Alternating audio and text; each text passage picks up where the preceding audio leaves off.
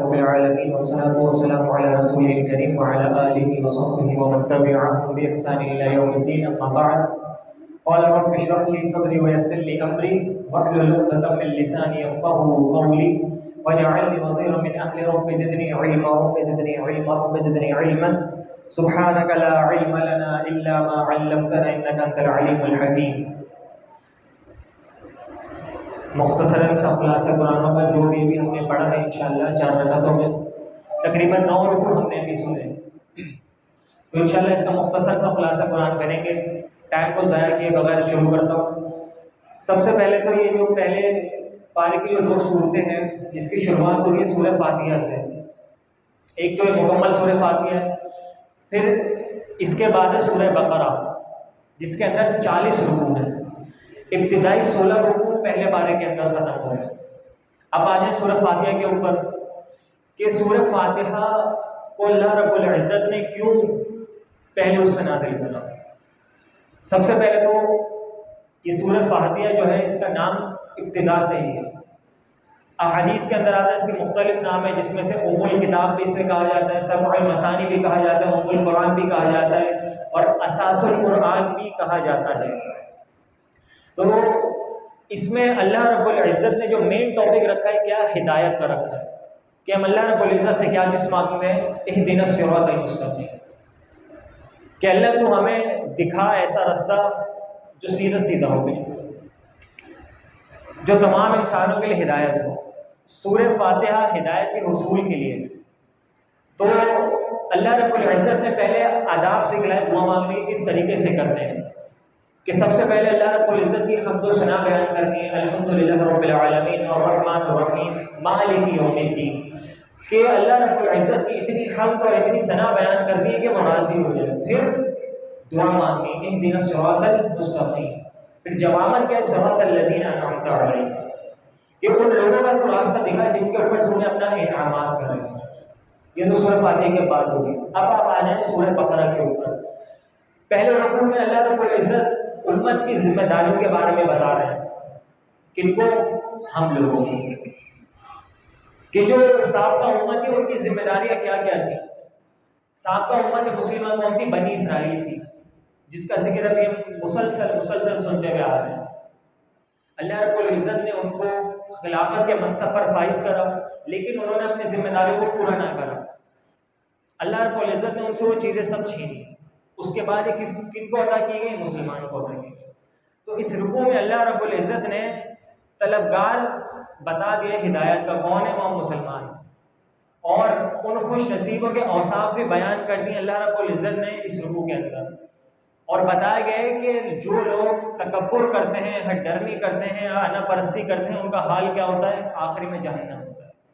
اب آئیں دوسرے رکوع کے اوپر. رکوع نمبر 2 میں اللہ رب العزت نے منافقانہ کردار کی وضاحت کر دی ہے اس رکوع کے اندر. فرمایا کہ منافق وہ لوگ ہوتے ہیں جو حق کو قبول کرنے کے بعد بھی اس کے اوپر ایمان لے کے نہیں آتے. زبان سے تو کہہ رہے ہوتے ہیں کہ ہم لوگ ایمان لے کر آ گئے، ہم نے آپ کی بات مان لی، لیکن دل کے اندر ان کے نفاق ہوتا ہے. زبان پہ کچھ اور ہے، دل کے اندر کچھ اور ہے. تو اللہ رب العزت نے دوسرے رکوع میں ان کی منافقانہ کردار کی وضاحت کر دی ہے قرآن کے اندر سورہ بقرہ میں، کہ یہ لوگ یہ ہیں. اب آئے تیسرے رکوع کے اوپر. قرآن حکیم کی حکمت اور عظمت کہ تمام انسانوں کی زندگی کے ہر گوشے میں اللہ کی مکمل اطاعت کی دعوت دی گئی ہے، کہ کوئی بھی انسان ہو وہ کامیاب ہو ہی نہیں سکتا ہے جب تک اس قرآن کو سینے سے نہ لگا. اس کی کامیابی کا صرف اور صرف ایک ہی ذریعہ ہو، کیا ہے؟ قرآن مجید. اس کے علاوہ کوئی بھی نہیں ہے. پوری زندگی اللہ رب العزت کی غلامی میں گزارنا. یا ایھا الناس اعبدوا ربکم الذی خلقکم، کہ اے انسانوں عبادت کرو اپنے رب کی جس نے تم لوگوں کو پیدا کیا ہے. اللہ رب العزت نے اس رکوع کے اندر لوگوں سے 3 عہد لیے. نمبر 1 کیا لیا؟ یہ وہ لوگ ہیں جو اللہ کے ساتھ عہد کرنے کے بعد اسے پورا نہیں کرتے. اللہ رب العزت نے عہد لیا تھا بنی اسرائیل سے، انہوں نے عہد شکنی کری، اللہ رب العزت کا عہد توڑ دیا. جس چیز کے ساتھ اللہ نے تعلق قائم رکھنے کا حکم دیا تھا انہوں نے حکم نہیں رکھا اللہ اور اس کے رسول کے ساتھ. ان کی نافرمانیاں کری، اللہ کی نافرمانی کر کے پورے زمین میں فساد پھیلایا۔ اب آ جائیں رکوع نمبر 4 کے اوپر، قرآن حکیم کا فلسفہ۔ یہ جو قرآن حکیم ہے یہ کس لیے نازل ہوا ہے، کس چیز کے لیے؟ تو اس کی 3 بنیادیں ہیں۔ فلسفے کا موضوع یہ ہوتا ہے کہ قرآن حکیم کا کیا فلسفہ ہے۔ یہ فلسفہ اس کا کائنات، خالق اور انسان، بس یہ 3 چیزیں ہیں قرآن کے، کہ کائنات بنانے والی کس کی ذات ہے؟ اللہ رب العزت کی۔ کس کے لیے بنائی گئی ہے؟ انسانوں کے لیے۔ اب اس میں دیکھنا، سب چیزیں کرنا وہ انسان کے اوپر ہے، اور اس کائنات کی جو خلافت ہے اس پہ منصب کس کو فائز کیا گیا؟ انسان کو۔ اس کی تسخیر کائنات کے علم کی دولت سے نوازا ہے، کس کو؟ انسان کو نوازا ہے۔ تو پتہ یہ چلا علم کے ذریعے ہی انسان کی پہچان ہوتی ہے، ٹھیک ہے نا؟ علم کے ذریعے ہی انسان کی پہچان ہوتی ہے۔ اگر انسان کے پاس علم ہی نہ ہو تو اس کی کوئی پہچان نہیں ہے۔ تو جانور اور انسان میں کوئی فرق نہیں ہوتا ہے۔ تو اللہ رب العزت نے جو قرآن حکیم کا فلسفہ ہے اس میں 3 بنیادیں، اس میں کائنات، انسان اور خالق۔ اب آ جائے رکوع نمبر 5 کے اوپر، کہ بنی اسرائیل کے لیے ہدایات کیا دی گئی اللہ رب العزت نے۔ ابھی جو ہم پہلے سنتے ہوئے آئے ہیں کہ جو امت مسلمہ تھی، سابقہ امت تھی، وہ کون تھی؟ بنی اسرائیل، جو چلتے ہوئے آ رہی ہے پیچھے سے۔ اب اللہ رب العزت نے ان کی ہدایت کے لیے کیا کیا چیزیں دی تھی؟ فرمائے نے نصیحت کی گئی تھی کہ قرآن مجید پر ایمان لے کر آئیں۔ اس وقت جو بھی کتاب تھی اس پر ایمان لے کر آئیں، با جماعت نماز کا اہتمام کریں، اور قول و فعل کے اندر تضاد نہ ہو۔ منہ سے کچھ اور کہہ رہا ہوں، میرا عمل کچھ اور دکھا رہا ہے۔ اتأمرون الناس بالبر وتنسون انفسکم وانتم تتلون الکتاب فلا تعقلون، کہ اے لوگوں تم لوگوں کو کیا ہو گیا، تم خود تو بڑی بڑی نصیحتیں کرتے ہو دوسروں کو، یہ عمل کرو گے جنت ملے گی، یہ عمل کرو گے یہ ملے گا، یہ عمل کرو گے یہ ہوگا۔ جب اپنے اوپر بات آتی ہے، اپنے اوپر امپلیمنٹ کی بات آتی ہے، تو سب سے پیچھے تم ہی ہوتے ہو۔ حالانکہ وانتم تتلون الکتاب، تم لوگوں کو تو کتاب دی گئی ہے۔ بنی اسرائیل کے بارے میں ذکر ہوا ہے، افلا تعقلون، کہ عقل نہیں رکھتے، سوچتے نہیں ہو عقلوں سے، کیا کر رہے ہو؟ کہیں اللہ نے فرمایا افلا تعقلون افلا تذکرون، غور و فکر تو کرا کرو ذرا اس پہ۔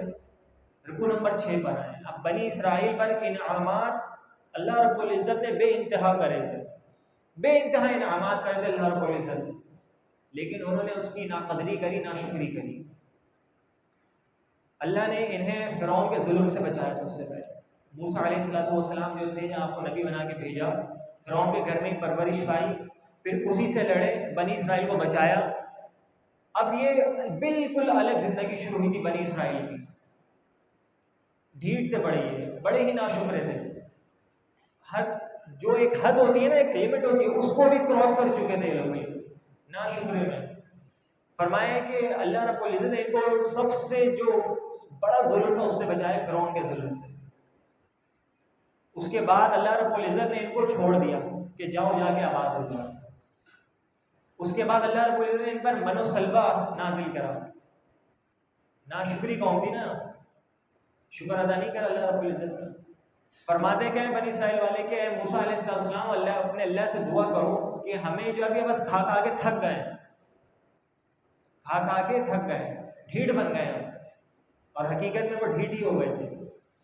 فرمایا اللہ سے دعا کرو، اللہ تعالیٰ ہمارے لیے پیاز دے، لہسن دے، ایسی ایسی زمین سے چیزیں اگائے جو ہم کھائیں۔ اللہ رب العزت نے سب سے بہترین چیز جنت کی اتار کے دی تھی، لیکن اس کی نافرمانی کری، ناشکری کری۔ اللہ رب العزت نے فرمایا بس اب یہی تمہارے لیے عذاب ہے۔ ان کو چھوڑ دیا در بدر کے ٹھوکریں کھانے کے لیے زمانے کے اندر۔ مشقت تو کر نہیں سکتے تھے وہ لوگ، اسی طریقے سے ذلیل و رسوا ہوتے گئے۔ رکوع نمبر 7 میں اللہ نے فرمایا ناشکری کی سزا ذلت و محتاجی ہے۔ پھر جو شخص اللہ رب العزت کی ناشکری کرتا ہے تو اس کو صرف اور صرف ذلت اور محتاجی کے علاوہ کچھ نہیں ملے گا اس دنیا کے اندر، یہ بات یاد رکھیں۔ ذلت محتاجی اس کا مقدر بن جائے گی، جہاں کہیں بھی جائے گا ذلیل و خوار ہوگا، اور آج ہم مسلمانوں کے ساتھ یہی ہو رہا ہے۔ کیا وجہ ہے؟ اللہ رب العزت کی ناشکری، اس کے احکام کو چھوڑ دیا، قرآن کو چھوڑ دیا، احادیث کو چھوڑ دیا، ذلت اور محتاجی ہم نے اپنا دیا۔ فرمایا کہ حضرت موسیٰ علیہ السلام سے کہا کہ ہم من و سلوہ کھا کھا کر اکا چکے ہیں، اب اللہ رب العزت سے ہمارے لیے دعا کریں، زمین سے کچھ ایسی ایسی چیزیں اگائیں جو ہم کھائیں۔ تو اللہ رب العزت نے ان لوگوں کو کھیتی باڑی پہ لگا دیا ہے، اب کرنا ہے نا تو کرو مشقت اور جاؤ۔ رکوع نمبر 8 میں اللہ رب العزت نے فرمایا کہ اللہ کی اطاعت کرو، بے چوں اچھا، منہ سے کچھ نہیں نکالنا ہے۔ اللہ رب العزت نے حکم نازل کر دیا، عقل کے خلاف جا رہی ہے بات بھلے سے جائے، لیکن اللہ رب العزت کا حکم ہے مجھے ماننا ہے کسی بھی حال۔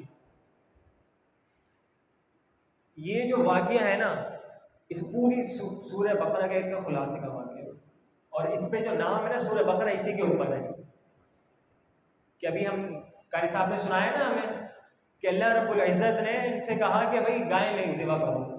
جب یہ لوگ اللہ رب العزت کی نافرمانی میں حد سے زیادہ بڑھ گئے، اب توبہ طائب، اللہ رب العزت نے فرمایا کہ گائے ذبح کرو۔ اور یہ بات یاد رکھیں جب اللہ رب العزت حکم فرما دے تو اس پر چون چرا کیوں کیا کیسے یہ نہیں کرنا چاہیے۔